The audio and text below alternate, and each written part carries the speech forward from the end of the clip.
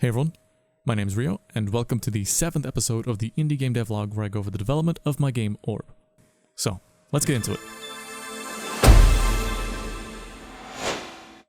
Now this episode is going to be all about settings and user experience.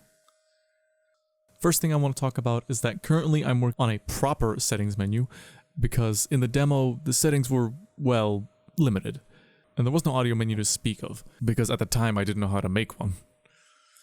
Although, for a while now I've been trying to make a proper settings menu as well as add some general quality of life features within the game, and look at what I could do to improve the overall experience. Now I just want to go over the settings menu that I've made and break it down into individual pieces.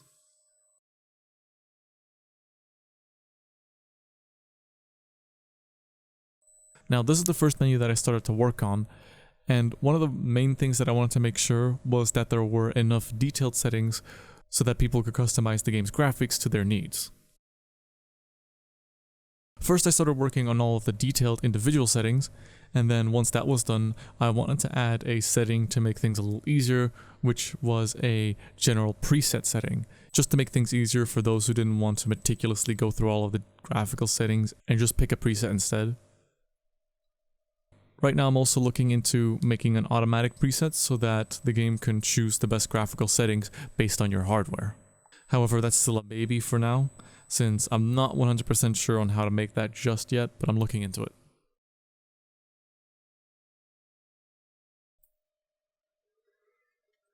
Now this part of the menu isn't done yet, and I plan on adding a bunch of other gameplay settings in it, as well as some alternate control options and an optional HUD for the player to navigate through the dimensions.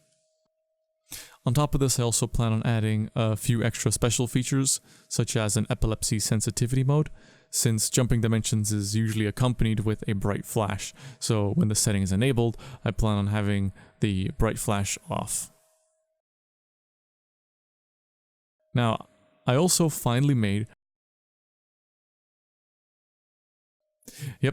have a proper menu where you can control the audio, also has subcategories that function. I've tried to make this before in the demo, but it just didn't work for some reason. However, now I'm glad to say that it works perfectly and no glitches with the sound, luckily. As you can see, to test this out, I made a little area here just for the audio testing, where I divided a small area into 4, and then I just placed 3D sound effects in every single box there, and each single sound is labeled to a different subcategory, so that I can mess around and disable some sounds completely, re-enable some others, and just mess around to make sure that everything works fine. Now this is the only part of the menu that I haven't made yet, because as it turns out, key bindings are quite difficult to make, so I'm taking some more time to look into that and do some more research, just to make sure that everything works and that there aren't any bugs in it.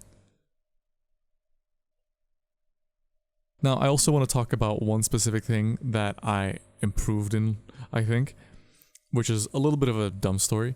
Basically, the way that I made the settings menu in the demo was very inconvenient looking back at it, and the way that I did it was I had 3 different subcategories, and to swap them out, what would happen was that you'd have one widget present at all times, which was the subcategories that you could select, and then whenever you'd click on one, it would add that one widget to your viewport and remove the other 2, and then the same will be done for the second and third option. So it would be a confusing mess. However, now, in the full version, I realized that there is such a thing as a widget switcher, which is just a lot more useful, and basically does all the work for you. So yeah, definitely a lot of improvements to make things simpler and more functional.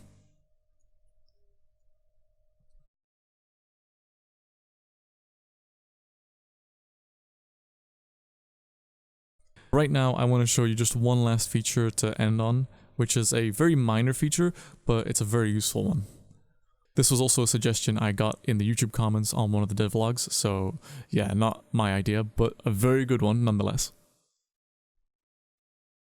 Now basically I ended up making a cursor that changes based on which dimension you're in, and is a different indicator. It's a lot more simple than having numbers, and I think it would help people since You don't have to look at the orb constantly, you can still focus at the center of your screen and see what you're doing.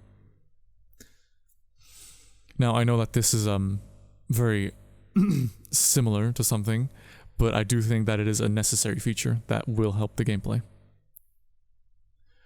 Another thing that I made sure to do was that the design actually aligned with the selection wheel that was made, which is another way of controlling the orb. Because in the test version that I made for this cursor, it was actually tilted a little bit, and it didn't line up with the selection wheel. So now that it does, everything is nice and uniform and works together. Just a small update, mainly about settings and features.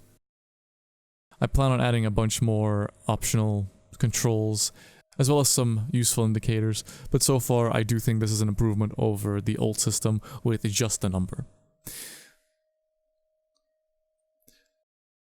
Why don't you guys tell me what you think about all these new indication systems and HUDs to indicate where the player is, and how it compares to the old system, which was just a number in the center of the orb. Anyways, if you enjoyed the video, give it a like. If you want to see the next devlog, make sure to subscribe, and if you want to see even more updates outside of YouTube, you can either follow me on Twitter or join our Discord. See you in the next one. Thanks for watching.